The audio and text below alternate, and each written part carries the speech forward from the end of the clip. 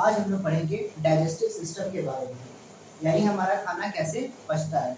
तो जितनी भी चीज़ें ज़िंदा हैं, चाहे इंसान हो, चाहे पेड़ हो, चाहे जानवर हो, उन सबको खाने की ज़रूरत है। खाने से हमको एनर्जी मिलती है, जिससे हम अपना काम कर सकते हैं।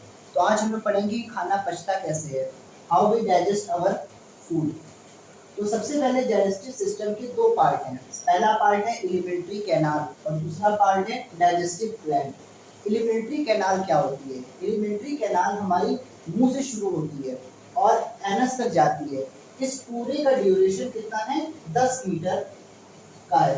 यानी हमारे यहाँ से जो शुरू होगी एक पाइप जो एनस तक जाएगी, उसका पूरा ड्यूरेशन 10 मीटर लंबा है। अब देखते हैं कैसे। सबसे पहले हमारा जो खाना है वो मुंह में जाता है।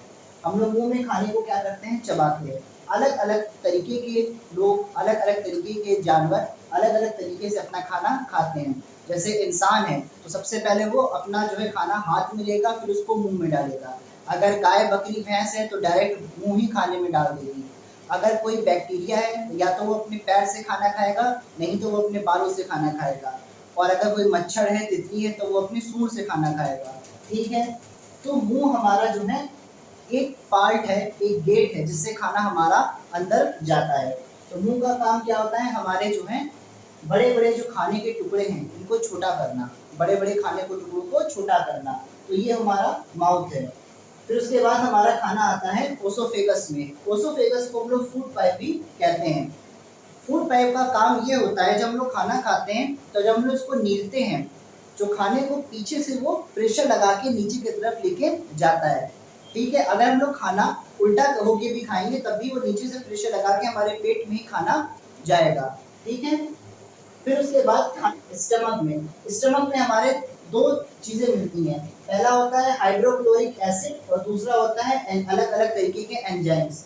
तो हाइड्रोक्लोरिक एसिड का काम होता है जो हमारे खाने के साथ जो बैक्टीरिया हमारे पेट के अंदर चले गए हैं उनको मारना, और अलग जो एंजाइम बचते हैं उनका काम होता है खाना पचाने के लिए। अभी हम लोग आगे पढ़ेंगे कि कैसे कैसे एंजाइम हमारा खाने को पचाता है। फिर उसके बाद खाना जो है यहाँ पे पेस्ट के फॉर्म में बन जाता है। उसके बाद वो पेस्ट जो होता है स्मॉल इंटेस्टाइन में आ जाता है। इसको हम लोग छोटी आंत कहते हैं। ठीक है। छोटी आंत में जब खाना कुछ देर रहता है तो इसके जितने भी न्यूट्रिशंस हमारी बॉडी को लेने होते हैं उसको ले लेते हैं। स्मॉल इंटेस्टाइन 7 मीटर लंबी होती है। छोटी आंत हमारी 7 मीटर लंबी होती है ना।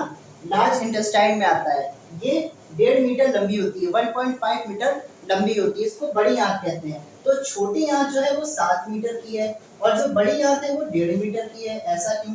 तो उसका डायमीटर ज्यादा होता है। बड़ी आंत का डायमीटर ज्यादा होता है, यानी ये ज्यादा लंबी होगी, और जो स्मॉल इंटेस्टाइन है वो छोटी होगी। ठीक है।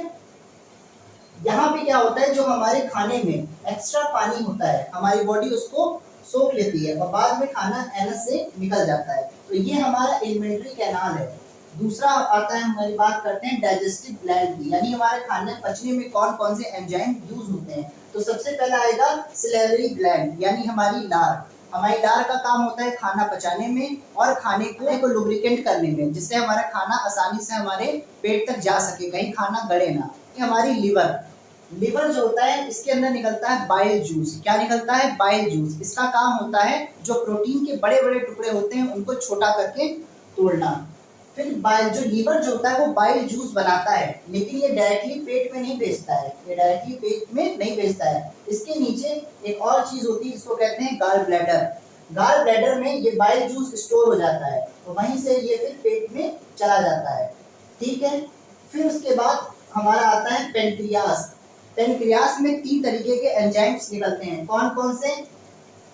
पहला होता है एमिलेज। एमिलेज का काम होता है स्टार्च को पचाना। ट्राइस्पिन का काम होता है प्रोटीन को पचाना। और लिपेज काम होता है इसका फैट को पचाना। ठीक है। आई होप आपको समझ में आएगा। इसका एक स्क्रीनशॉट ले लीजिए।